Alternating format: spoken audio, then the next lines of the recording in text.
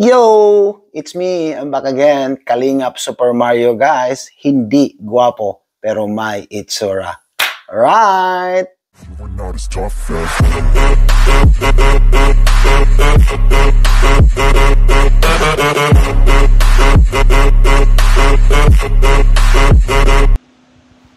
Anong ginawa ng wakwak? Ayun nga po, may inopen po agad sa akin si Medit. Nakakatuwa to si Medit kasi napaka-open niya. Yun yung gusto ko.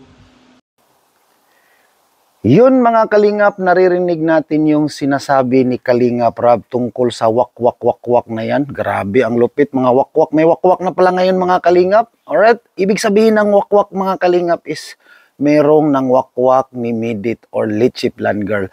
Pinuntahan si Medit doon sa pwesto niya doon sa Naga kung saan siya nagbebenta ng leche plan dyan sa sidewalk. Kaya yan ang pag-usapan natin ngayon mga Kalingap at nakita ko rin yan sa live ni Kalingap Rob na nabanggit niya no tungkol dyan sa wakwak mga Kalingap.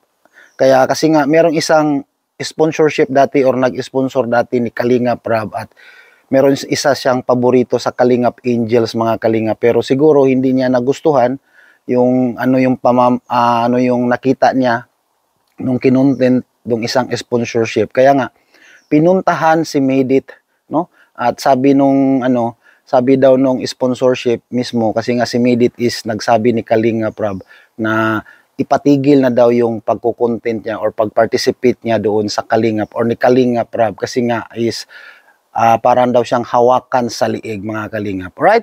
So, ito ang pag-usapan natin ngayon. But before that mga Kalingap, shout out muna kay Kuya Val Santos Matubang, Ate Edna Vlogs at Kalingap Rob at lalong-lalo sa mga kasamahan ko sa mga reactor sa Karepa. Maraming salamat sa inyong lahat at lalong-lalo na din sa mga charity vlogger sa Kalingap. Alright? Kaya huwag na nating patagalin pa. Panuurin natin itong napakaiksing video clips ni Kalingap Rob, mga Kalingap. Let's go! Anong ginawa ng wakwak? Ayun nga po, may inopen po agad sa akin si Medit. Nakakatuwa to si Medit kasi napaka-open niya. Yun yung gusto ko. Talagang sabi niya agad sa akin kung may concern. No? Yung nga pong pagla-live niya sa Facebook, sinabi niya agad sa akin, Kuya Rob, okay lang po ba nagla-live ako kapag nagtitinda? Sabi ko, okay lang. Nagtitinda ka lang naman eh. Diba? Saka, bago ko siya mag-vlog, may FB page na siya. Kaya pinayagan ko siya. Kaya yun po. Tapos sabi niya, may mga nag-sponsor daw sa kanya. Tapos yun, sabi niya, iano daw muna niya sa akin bago niya tanggapin. Kumbaga inaano niya agad sa akin. Ino-open up niya agad sa akin. At yun nga, may ino-open siya sa akin. Ito ay tawag dyan, sponsor, na parang nagsasabi ng negative about sa amin, about sa akin, kay Medit. Parang ang nangyari, din-discourage niya si Medit na wag magpatuloy magpa-vlog sa akin, parang gano'n. At may nasabi pa siya doon na parang masasakal ka daw dyan kapag pa-vlog ka dyan. Yun po. Kaya medyo may mga ganun pala talaga, ng mga sponsor. Tapos sabi pa niya na nagtigil na daw siyang suportahan ako kasi nga meron siya kasi dating yung parang paborito. Hindi ko na sabihin kung sino, paborito. Tapos nakita daw niya yung nangyari doon. Buti na nga lang po si Medit ay sa atin. Loyal, doon yung loyalty sa atin. Kasi kami naman po, wala pong nangyayari na sinasakal namin yung mga beneficiaries namin. Kasi actually, bago kami mag-vlog, schedule nila, kami ang nag-a-adjust po sa schedule nila. Kami nagtatanong kung kailan ka ba pwedeng i-vlog, ganun. No? Kahit kami na yung tutulong, kami pa rin yung mag-a-adjust po. Ganun po sa amin. Hindi yung kami na talagang masusunod. Kino-consider po namin yung pakiramdam, yung time, availability ng mga beneficiaries namin. Bago namin i-vlog.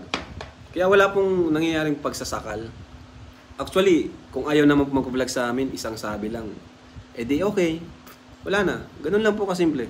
Kung ayaw mag-vlog, walang problema po sa amin. Ibig sabihin, hindi nila kailangan ng tulong. Alright, yun na nga mga Kalingap, naririnig natin yung buong sinasabi ni Kalingap Rob at nagpapasalamat siya na napakabait nitong si Medit or Leche Plan Girl. At very honest ito ni Kalingap Rob kasi nga nagsasabi siya ng totoo kung ano ang nangyayari sa kanya. Kaya nga, tungkol dito sa pinag-usapan natin dyan sa wakwak na yan. Hoy wakwak, huwag ka nang makipag-ano dyan. Umalis ka na dyan kasi nga isa yung pinakamalaking tulong, yung tinulong ni Kalingap Rab, ni Medit mga Kalingap, at nakapasok siya sa NFC College at ngayon nakakuha siya ng full scholarship sa pag-aaral niya ngayon. At alam naman natin mga Kalingap na malaking tulong yan sa kanya kasi alam natin na gustong-gusto ni Medit na makapagtapos ng pag-aaral. At pasalamat tayo ni Kalingap Rab at sa lahat ng buong team ng Kalingap, lalong-lalo na ni Kuya Val Santos Matubang. Kung wala si Kuya Val, mga Kalingap, wala tayo ngayon dito. Walang Kalingap Rab, walang charity vloggers, walang reactor. Kaya maraming salamat ni Kuya Val Santos Matubang. At hanggang dito na lang ang ating reaction video for today mga Kalingap. Sa mga hindi pa nakapag-like and share dyan, pa-like and share naman tayo mga Kalingap at pakisubscribe na rin ang aking munting channel mga Kalingap. Kalingap Super Mario.